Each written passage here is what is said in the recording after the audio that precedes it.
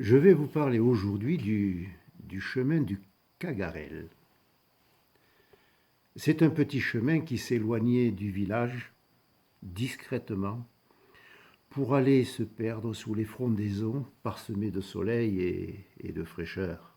Il suscitait l'isolement et la confidence, celle des premiers émois comme celle des premiers secrets que l'on fait jurer de ne dire à personne, mais qui seront tout de suite portés à la connaissance de tous, bien entendu.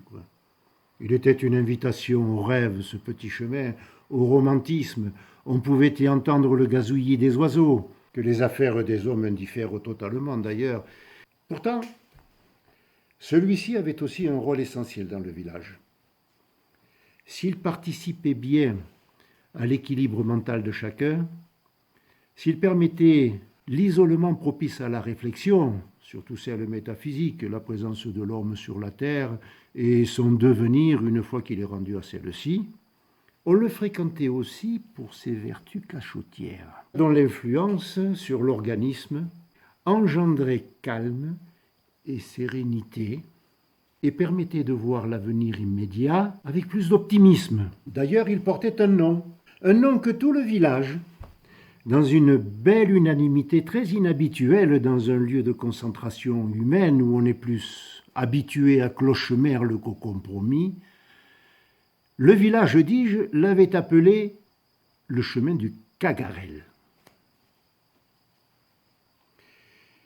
Quand on a dépassé Pensaguel, au nord de Toulouse, mais tout juste, ça toucherait presque, on ne sait plus ce que Cagarel signifie. Les ignorants se privent de bien des plaisirs de la langue d'oc. Cagarel a pour verbe caga, cagar, comme diraient les Parisiens, qui ne parlent que la langue d'oï. Le Cagarel, ce sont les chiottes. Vous avez noté que je n'ai pas dit la chiotte. La chiotte, ça fait vulgaire et puis ça témoigne d'une culture très appauvrie. On dit les chiottes. Les chiottes, c'est un lieu commun partagé par tous. Ah, un petit chemin réservé à l'usage exclusif et parfois bicotidien du soulagement de la tripe. On imagine les situations engendrées par cet usage, les rencontres fortuites d'épotrominés, chacun son seau à la main, le vide ou le plein, selon que l'on va ou que l'on vient. Chacun essayant d'avoir un air naturel, à l'instar du besoin du même nom d'ailleurs, sans y parvenir et tentant même « Tiens, bonjour cher voisin !» avec un air aussi léger que possible. De retour au foyer, on imagine le compte rendu au conjoint. J'ai rencontré le Fabin au Cagarel avec sa siot de pisse. Et étonné du conjoint. Il a la chaude pisse? Manon! Saint-Cio, l'estio plein de pisse. Et le rencontrer compte rendant à son conjoint respectif. J'ai vu le Fabin au Cagarel.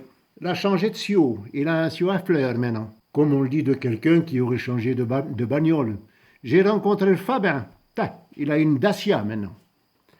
On imagine le bourgeois aux fesses pincées, comme son sourire d'ailleurs, retenant avec peine une taupe impatiente d'atteindre le bord du trou, marchant à pas serrés, les fesses serrées tout pareil, en ayant soin de ne pas trop écarter les cuisses, par crainte d'accident, vers une retraite connue de lui seul, à côté d'une touffe d'herbe propice aux usages réservés. On imagine la surprise de celui qui a pris beaucoup de précautions pour passer inaperçu, dans l'obscur d'un bouquet de feuilles en contrebas du fossé, et qui est soudain débusqué par un impétrant qui avait repéré le même coin, comme par hasard, pour son usage personnel.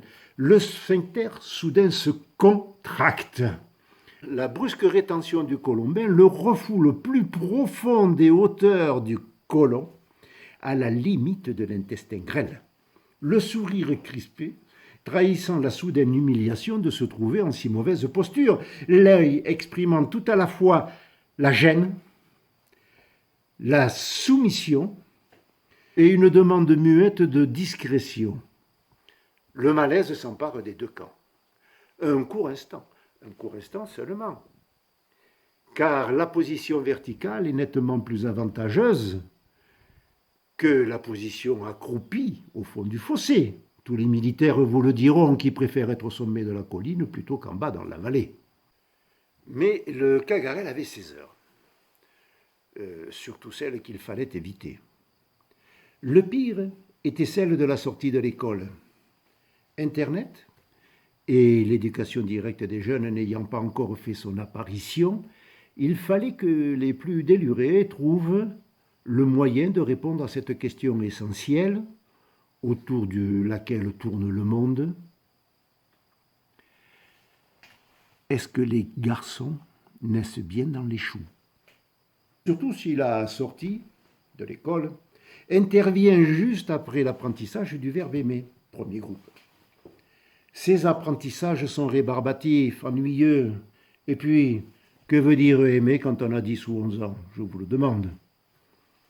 Au premier groupe, il existe des verbes qui sont autrement plus drôles à conjuguer et qui vous font retenir même les tournures les plus rébarbatives. Précisément, Aimé et Irénée, son copain, revenant par le petit chemin au sortir de l'école, entendirent un P. Un P. Oh, pas un P de curé, tout en retenue et dévotion, non, non. Un P gras, bien joufflu. Un P de nonne. Coulant un œil pédonculé vers le feuillage, ils virent Josette, une fille, de l'école de filles. De dos. La révision du temps du verbe aimer se fit avec le verbe péter. Ah, que voulez-vous qu'elle fisse qui se transforma illico en ah, que voulez-vous qu'elle pisse? Et bien entendu, arriva le verbe péter. Et ah, que voulez-vous qu'elle pisse? Qu'elle pétasse. Avec tous les sous-entendus et les doubles sens que la formule qui ramenait au postérieur et par extension à l'individu tout entière. Les conjugaisons allèrent bon train dans les frondaisons et les mots d'oiseaux volèrent de branche en branche avec les imaginations et les imperfections volontaires, bien sûr. Qu'elle rendisse? Non, qu'elle dégueulasse. Et l'indéboulonnable, encore eût-il fallu qu'elle le suce, voire qu'elle le suçasse. Bon, c'est écrit voix, je sais. Je ne sais pas si l'Institut aura noté les progrès de l'imparfait du subjonctif chez les élèves, mais la connaissance des genres et les applications concrètes découlant y auront sûrement gagné. On ne dira jamais assez le rôle que jouait le chemin du Cagarel de Pouvourville. La merde comme ciment social. Hein? Mais voilà. Notre époque veut cacher ce sein qu'on ne saurait voir. Rabelais est enfoui au plus profond des bibliothèques reculées. Baudelaire a perdu ses 100 000 verges. Le marquis de Sade reste introuvable. Le chemin du Cagarel aux odeurs si fortes, haut en couleur et en postérieur, a perdu son nom et Pouvourville son esprit. Le chemin du Cagarel est devenu, du fait d'un esprit sans imagination, sans poésie, un fonctionnaire vraisemblablement, ce chemin est devenu le chemin du château d'eau.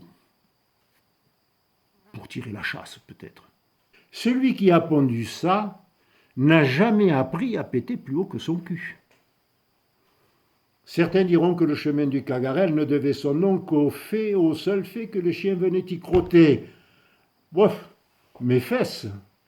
Je préfère conjuguer le verbe péter qu'elle pétasse, et Cagarel y soit qui mal y pense.